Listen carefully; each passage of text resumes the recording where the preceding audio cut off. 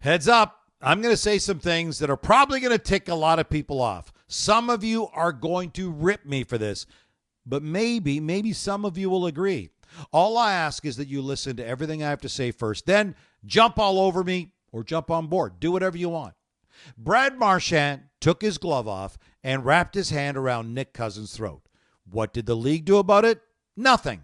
Not a minor, not a major. Absolutely no supplemental discipline.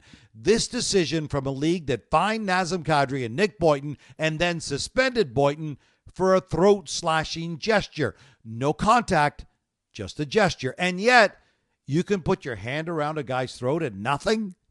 The single biggest complaint the NHL's Department of Player Safety gets is its perceived lack of consistency.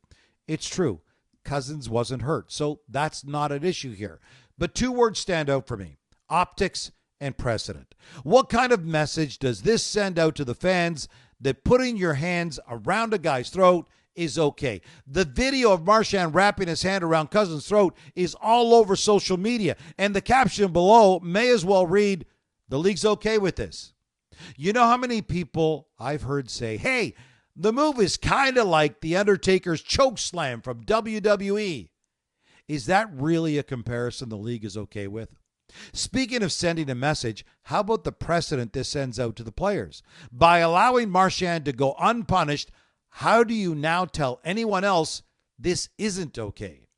Maybe the league got caught off guard for this, because who would have guessed a player would take off his glove and put his hand around a guy's throat? We've never seen anyone in league history do this. Who would have thought a player would lick another guy's face?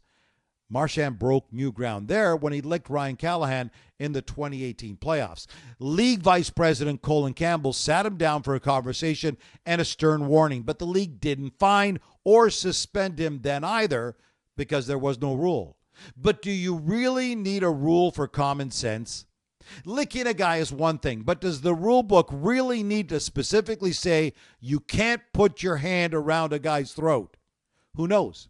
Maybe someone from the league sits down and has another one-on-one chat with Marchand about this. But isn't that too late? Haven't you now set the precedent? No fine or suspension for him, so how do you fine or suspend the next guy? All right, you've heard from me. Now it's time to hear from you. Are you okay with no supplemental discipline for Brad Marchand putting his hand on Nick Cousins' throat? Or did the league miss the boat on this one?